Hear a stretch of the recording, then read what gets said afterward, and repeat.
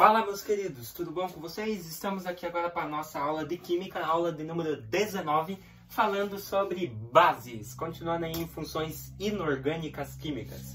Os objetivos é compreender o que são bases, características e as nomenclaturas delas, que é bem fácil, bem mais fácil que a dos ácidos, que a gente viu, e estudar a escala de pH um pouquinho, beleza? Vejam comigo então. O que são bases? Nós vimos que ácidos, segundo Arrhenius, são substâncias que, quando dissolvidas em água, liberam íons H+, sofrem ionização. E o que são bases? Olha só. Foi Svante Arrhenius também, em 1887, quem propôs a definição aceita pela química clássica, que descreve o que é uma base. De acordo com ele, base é toda molécula que, em solução aquosa, libera íon hidróxido ou hidroxila, OH-. Então, toda base tem um OH na sua composição. Por isso que sempre quando você fala de base, por exemplo aqui, ó, NaOH. Isso aqui é uma base. Se você vê que na fórmula, na sua composição, tem um OH, seja assim, ou seja, entre parênteses, um número embaixo, alguma coisa, que a gente viu em equações químicas, se trata de uma base. Então, base é isso. São substâncias que liberam íons OH- quando em contato com a água. E esse OH-, esse íon, nós chamamos de hidroxila ou hidróxido, beleza? Olha só, uma das características das bases é seu sabor adstringente, que amarra a boca, ou seja, diminui a salivação. Então, a base, ela tem aquele sabor meio que amarra a boca, que prende. Tipo, se você experimentar uma base, por exemplo, bicarbonato, que é essa fórmula aqui, ó, NaOH, que aqui eu coloquei só para representar, mas é essa aqui, ó, que eu tinha feito antes, NaOH. Esse é o bicarbonato de sódio. Se você, tipo, colocar o bicarbonato na boca, você vai ver que ele fica meio, tipo, amarrando a sua boca e não tem tanta saliva. Então, isso é uma das características da base. É um sabor bem adstringente, aquele sabor que amarra a boca. Banana madura, por exemplo, aquelas bananas bem verdes, que você come e também fica tudo grudando, né, amarrando, é uma característica de base. Da mesma forma que os ácidos, as bases conduzem corrente elétrica quando se dissolvem em água, né? Lembra que bases, ácidos sempre vão sempre conduzir corrente elétrica quando dissolvidas em água. As bases são muito comuns em nosso cotidiano. Olhem os exemplos de base. Leite de magnésia é uma base, usado como antiácido estomacal, né? Contém hidróxido de magnésio, MgOH2, ali ó, uma base, Mg, que é o manganês, né? E o OH, beleza? Que é a hidróxila.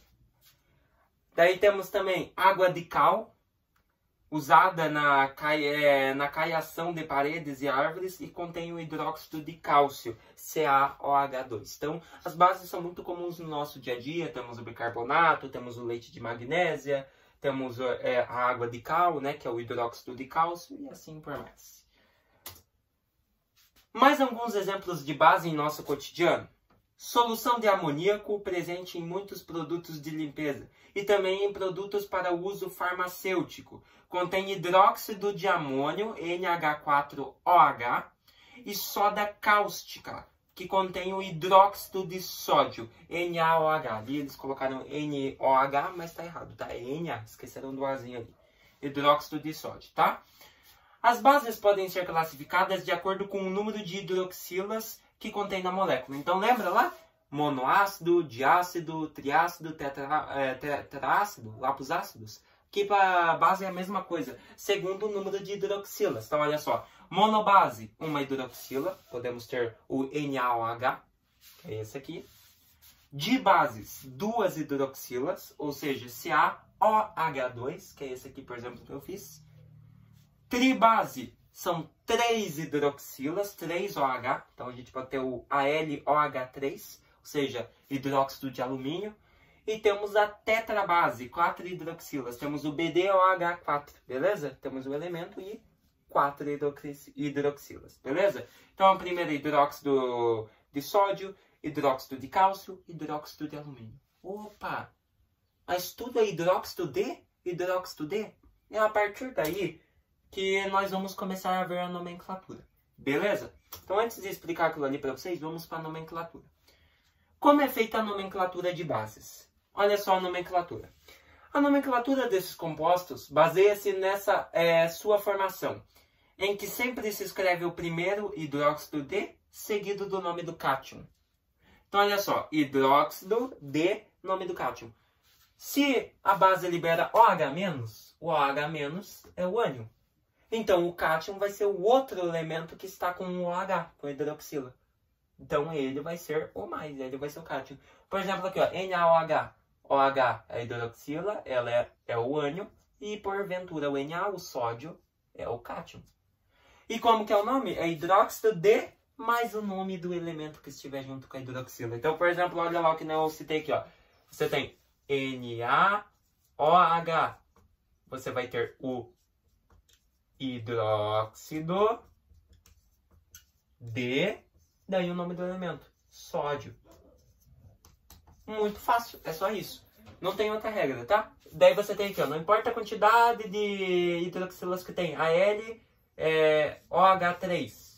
Beleza? Tá no parênteses aqui, ó. AlOH3 também vai ser hidróxido de... E qual que é o nome do elemento que está aqui? É o alumínio. Então, hidróxido de alumínio. Exatamente. Daí temos o AgOH. Hidróxido de... Ag é o que na tabela periódica? Prata. Então, hidróxido de prata. Ali eu também, ZnOH2. Hidróxido de... O que é Zn? Zinco. Hidróxido de zinco.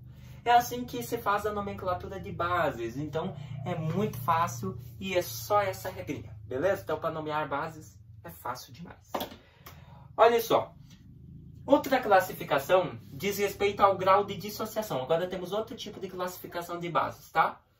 Uma base é forte quando sofre dissociação, ou seja, liberação de cátions e ânions facilmente.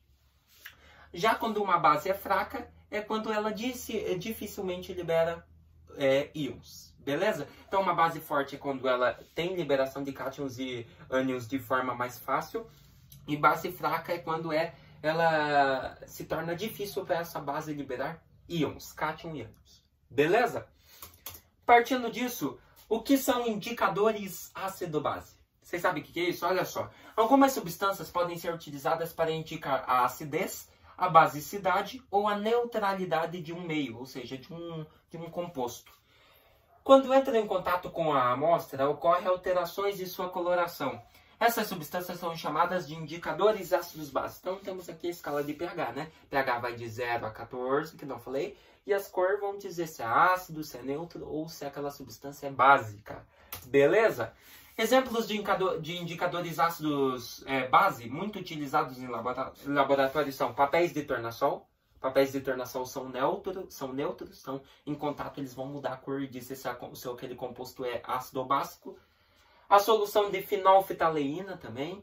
E também temos a solução azul de bromotimol. Geralmente nas escolas eles utilizam resto de água de repolho roxo. Repolho roxo também é um grande indicador ácido-base, ele é neutro. Então se você misturar qualquer coisa lá, ele vai mudar a cor e ele vai dizer, dependendo da cor, se é ácido ou se é básico. Essa é a escala de pH. Beleza? Então temos lá o papel de tornassol e temos a solução de fenolftaleína. Fenolftaleína é mais em laboratórios químicos mesmo. Beleza?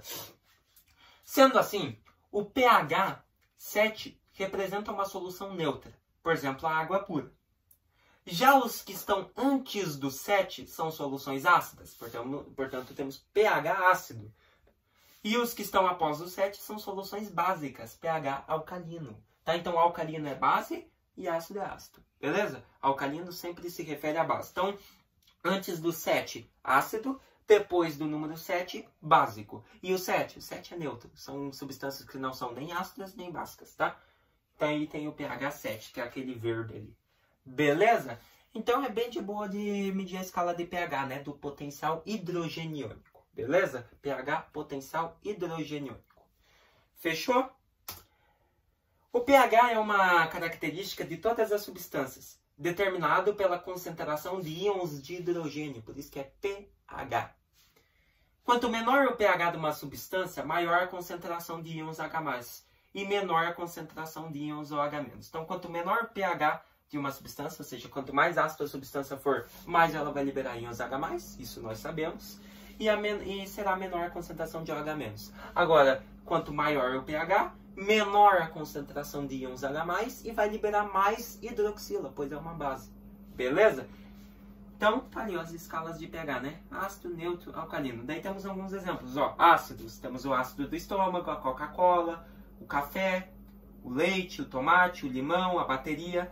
Daí, neutro, citaram a água. Depois, daí nós temos os básicos. O sangue é básico, soda cáustica, antiácido, amônia, sabonete, água sanitária, limpador de raio, né? Acho que é ralo, limpador de ralo, perdão, que raio, né? Limpador de ralo, são tudo bases, beleza? Então, nunca se esqueçam, depois do 7, base, alcalino, antes do 7, pH, ácido, beleza?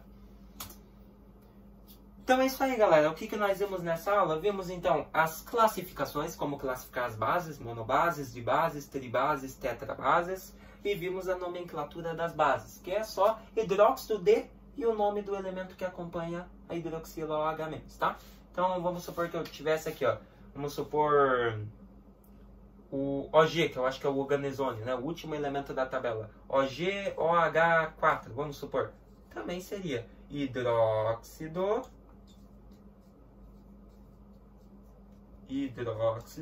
de, daí o nome do elemento que está acompanhando o OH, que é o organezônio.